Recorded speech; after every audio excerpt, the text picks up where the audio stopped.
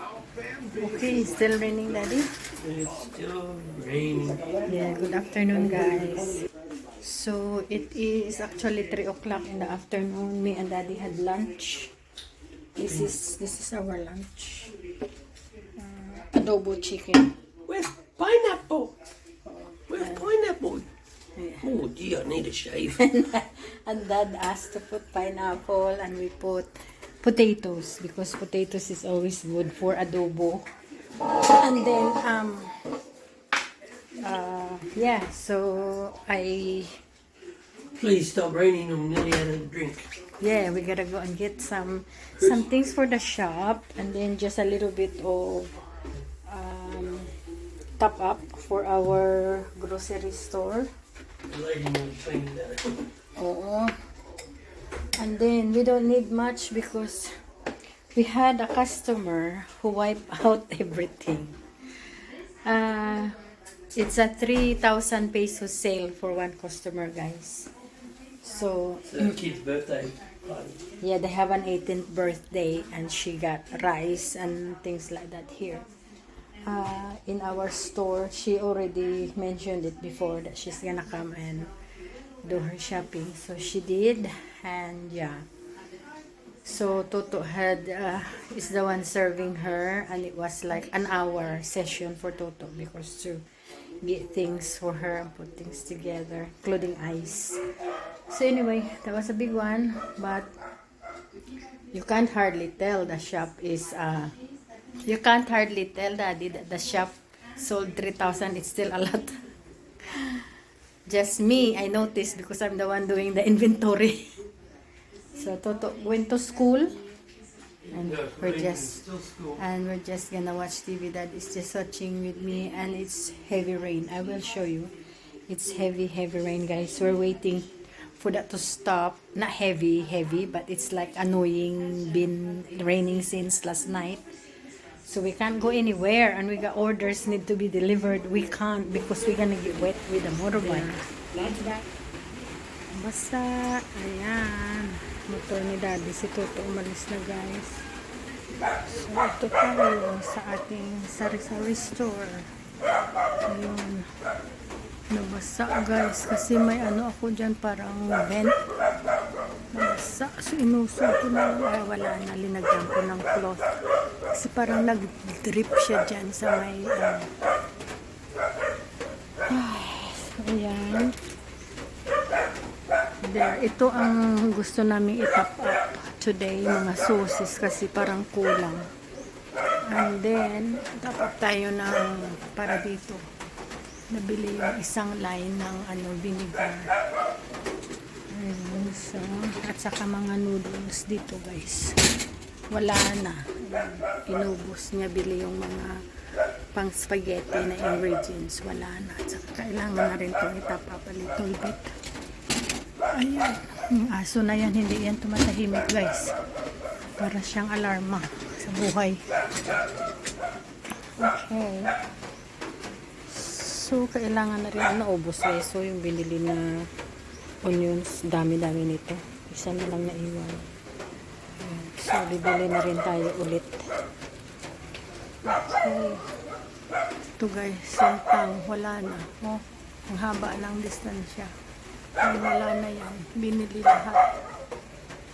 Yan. Tapos yung rice, guys, naubos dito. Wala nang rice. Sa ganun. So, nagbalik pa ng rice. Peace. Yan na lang naiwan, guys. We made it here, guys. Look, we are in that car park. Our motorbike there. We're going to go get some grocery for the It's been store. raining all day. It's dark now. It's not raining. So I had to come for a wander. Yeah. It's been raining all day, so we couldn't go anywhere. It's a little bit hard without doing any exercise. It's good for the heart if we can go for a walk. That's about it really, guys, that we go in the mall so we can go for a walk really. Because we can't walk in the subdivision. It's too many dogs. So, naka-close na ako ng store. Ayan, madilim na. At saka si Daddy sa taas nanonood ng TV. Ako ay kakain ng kaunti. Kasi ang lunch ko 3 o'clock. So, ano ngayon? 8:30. So, mag-dinner ako ng kaunti, guys. Si Toto umuwi ng may basketball. Ayun. So, ganun guys. Tapos hindi ako nakapag-vlog kanina, pero umalis kami ni Daddy. Bumili kami ng nag-vlog pala ako sa car park ng City Mall. Bumili kami ng kaunti doon. Pakita ko na lang sa inyo bukas guys, yung para sa store. Tapos, nag-deliver kami ni Daddy. May delivery kami dito lang sa subdivision. Mga bumibili ba. So, yung mga delivery sa subdivision guys, kasi ang store nga namin hindi siya maraming customer na dumadaan kasi subdivision kami. So, nag-take on ako na mag-deliver basta hindi lang kami busy, free delivery within the subdivision kasi malaki yung mga in-order nila. So, umulan ng heavy today. So, walang mga naka-on foot na naglalakad na bibili. So, ang pag-asa lang talaga ng store is delivery. So, naka-deliver kami guys. Tapos, naka-abot kami ng medyo malaki-laking halaga kasi delivery yun. Tapos, parang buo-buo sila pag bumili ba. So, mayroon na 500 yung isa, may 800 yung isa. Tapos yung iba, malaki guys. 3,000. Ang laki nila mag-order kasi maraming mabibili sa store namin. So, ayan. Si Toto, may kanina, may customer na super dami ang binili. Halos inubos niya yung Pero hindi naman abutas talaga ng store kahit malaki siyang halaga. So doon namin na-realize na marami din pala kaming stock. So sa ganung halaga na nakuha sa istante, marami pa talaga na iyon. Sabi ko, ang galing naman. So yun, kaya nag-work din ang pag-rotate natin ng sa sari-sari store. Nag-work ang pag-rotate ng mga stocks. Ayun. So, sinustok ko muna yung guys. Ito, nagluto si Toto ng parang adobo chicken with pineapple. Linagyan ko ng pineapple at saka potatoes. Ayun. So, yun na. Empty kasi ang anakis ay umuwi. Ang anakis namin umuwi siya.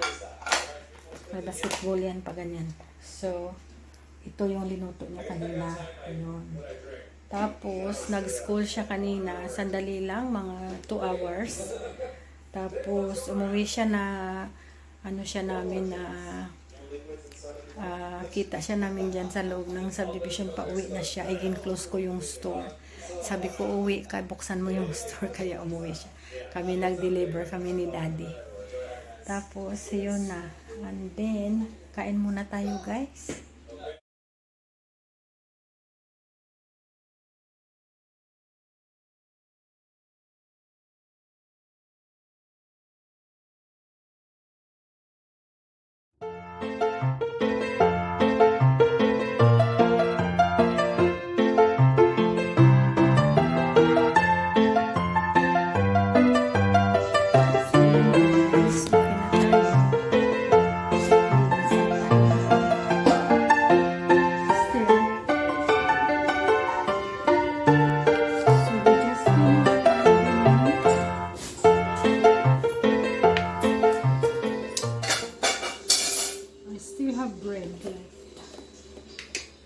My favorite dinner.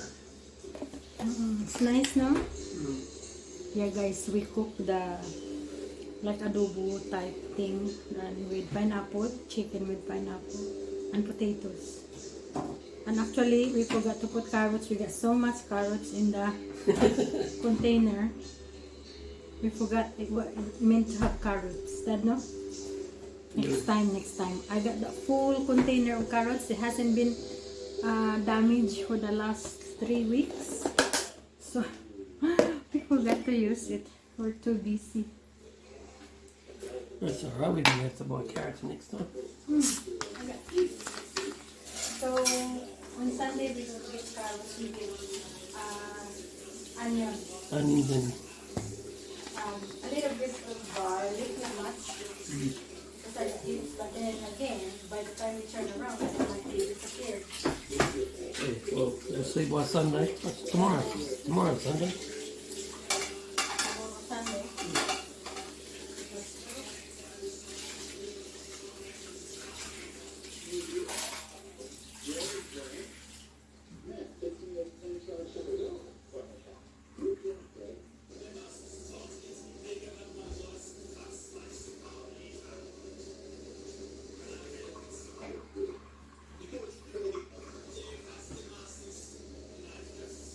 Okay guys, so, ang bigat ng katawan ko guys. Ano kaya to, kulang sa tulog? Yung buong katawan ko mabigat. Parang kulang sa pahinga. Pag ganyan, bakit? Sa Australia, hindi na nga ako nagpapahinga.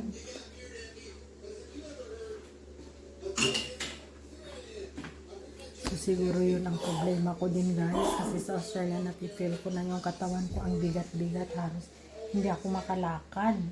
Minsan sa trabaho. So yun siguro ang problema. Makakulang ako talaga sa sleep. Yun. Yung katawan ko humihingi ng ipahinga ba. Na you rest. Ang paa mo, it's been up all day. Pero totoo guys, pag makatulog ako ng hapon, tapos mataas ko yung paa ko, alam mo, ang sarap ng pakiramdam. Kaya, pero hindi naman ako ganyan na nagre-rest ako ng hapon. Wala sa ko guys, wala sa recipe ng buhay ko. Nagre-rest ako ng hapon kasi hapon I go to work, gabi I go to work. So umiba yung timpla ng ko, ng katawan ko. At the age of 58 na ako guys in next week. Birthday ko na. Tapos, magsimba lang ako guys. Tapos, walang celebration. Bawat birthday ko ganyan. Hindi ako nagsi-celebrate. Last time nag-birthday ako, nag-celebrate dito. Kasi, alam nila na birthday ko. So, syempre, alam mo naman. Dito sa Pilipinas, yung mga birthday na yan, Diyos ko Lord. Ako hindi. Magsimba, mag-pray, tapos kaunting cake. Yun lang. Hindi ako maarte sa birthday ko guys. So, yung iba talagang kahit wala silang pera, yun o day. I don't know why. So ako, simple lang ang buhay ko. Pag birthday ko, mag-pray talaga ako niyan. Pasalamat tayo kay Lord na sa 1 year na binigay niya and many more years to give us. Yun. Kaya, so, ito na guys, siguro mag-shower muna ako bago ako matulog. Tapos, yun na. We shall see you guys tomorrow. At naka-dinner na kami ni Daddy. Yung tinapay ko guys. Binigay kasi ni Daddy ito. Dapat tumuro ko na kainin.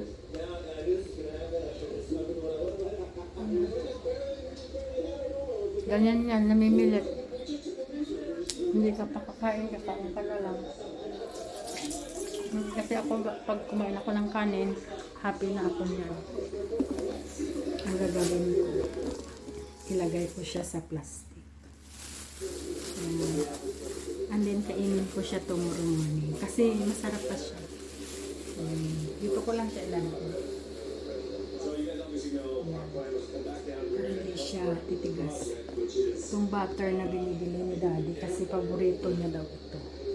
Magnolia Gold. Ayaw niya ng dairy cream. Ako naman mahilig ako sa dairy cream kasi walang lasa. Yan o, may lasa siya guys. Tomorrow may lulutuin tayo. Naka-ready na dyan yung natin. Fried chicken ng Magnolia. Ayan, maliliit siya na pack. Tapos may kasama na siya na powder. Para na ganun-ganun mo na lang sa powder, din prito. May kasama na siya. So, which is good. Yan ang natin. Ready na siya for tomorrow. Dapat today yan guys, na overtake siya ng chicken adobo. So, ayan. Nakainom na ako ng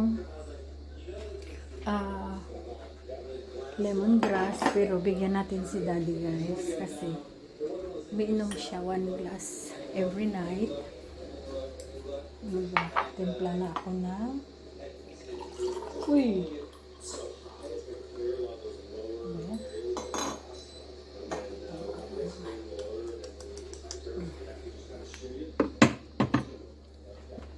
Close the door. Itong dinalagyan ko guys ng itlog sa Australia. Dinala ko dito sa Philippines, nalagyan ulit ng itlog. Maganda pag ang itlog nandyan, hindi mo mabaho yung fridge. For some reason, ang baho ng fridge sa itlog. For daddy. Tapos, punasan natin ang aspil and then akyat na tayo sa taas. Diyan na guys yung gabi natin.